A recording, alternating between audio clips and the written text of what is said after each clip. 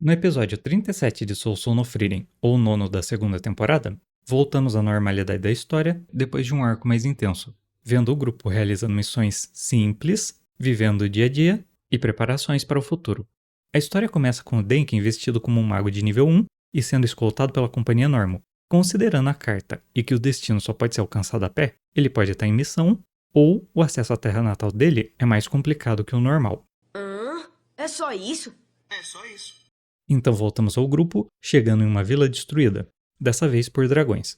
E mesmo que o último não tenha sido um grande desafio físico, Ou será que não? a história reforça como eles são perigosos, principalmente em bando. Vendo o nível dos estragos, vidas perdidas, e sabendo que o grupo não sairia ileso da luta, a Frieren sugere aos aldeões se mudarem, mas eles não queriam deixar o lar, o que mostra sua determinação e como o Planalto Norte é perigoso. Além disso, a Fern e o Stark já tinham sido inspirados a proteger o lar das pessoas. Por que é que eu fui abrir a minha boca?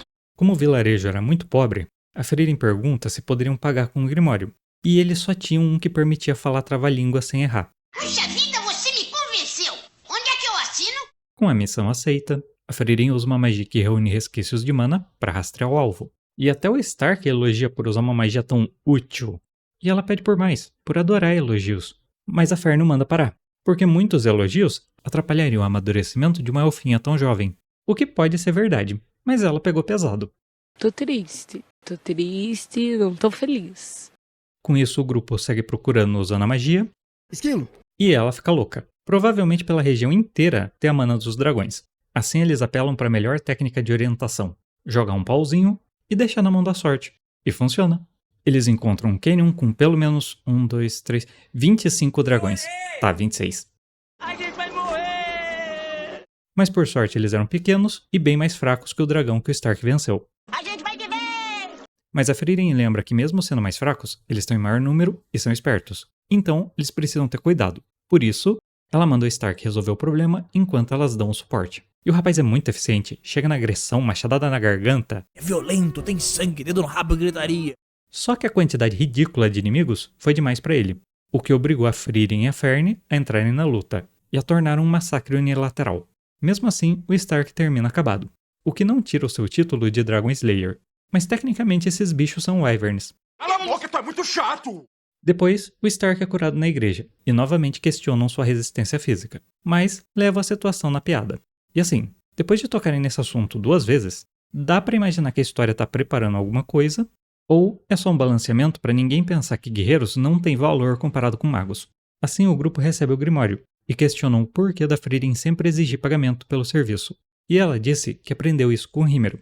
Como um herói, ele queria ajudar a todos, mas não aceitar um pagamento faria com que muitos se sentissem em dívida. Eles não ajudavam por gratidão, mas por ser o certo.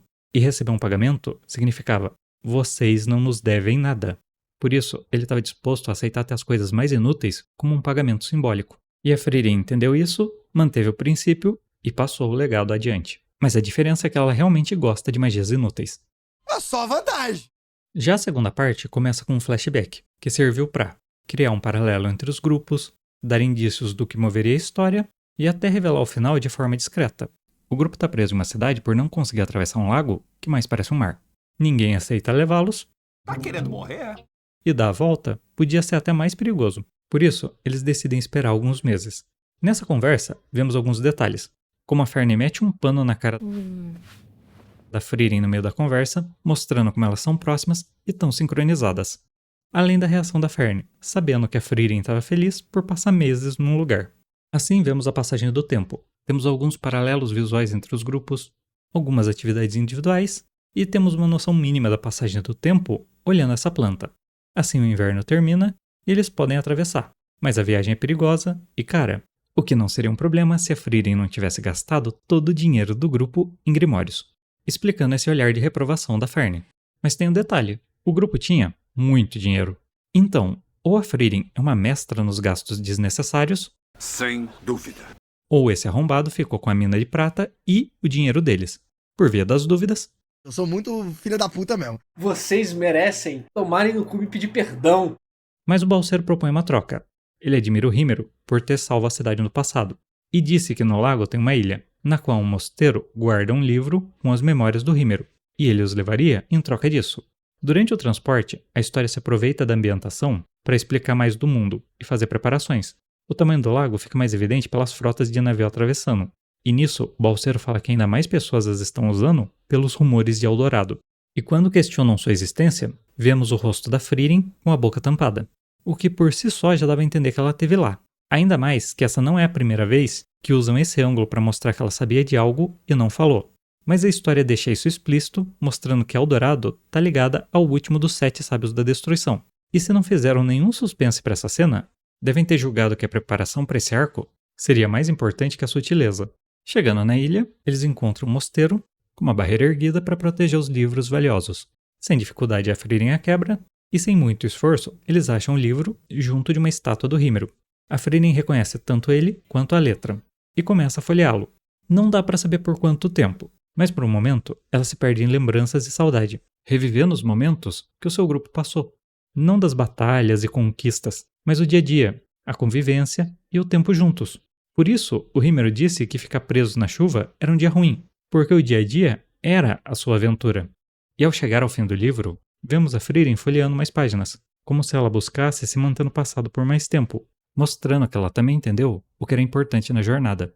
Assim, a Frieren tenta entregar o diário ao balseiro, mas ele recusa por perceber que a Frieren era a maga do grupo dos heróis, e o livro significava muito mais para ela.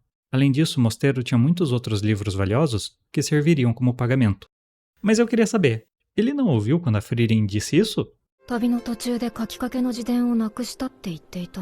Você é surdo? E no final, a história partiu totalmente para comédia. Durante a travessia, o Stark fala uma das frases do livro, e isso atrai um Kraken, que já chega capturando a Frieren e a joga de um lado para o outro como uma boneca de pano. E ela sabia como enfrentá-lo, mas a água não deixava a Fern e o Stark ouvirem o que era importante. E a Fern diz que ela está usando a magia de falar trava-línguas, permitindo que ela fale muito rápido sem errar ou parar, conseguindo falar nessa situação, mas sem controlar o ritmo. E com essa cena, dá para perceber umas coisinhas. O uso das magias realmente é limitado pela imaginação do mago, e não pelo seu uso padrão. Mesmo que a história pareça seguir o dia a dia do grupo, eles passam por muita coisa fora de tela. Os anos de convivência com a Frieren eventualmente afetam a Fern, e ela perde o bom senso. Mas o Stark ainda tem. E se tivermos uma garota de anime sendo agarrada por tentáculos, vocês sabem que a internet vai readaptar essa cena. Ei, não me olha com essa cara. São fatos sendo jogados na mesa. Se você não gostou desse vídeo, não se preocupe. É só uma memória inútil.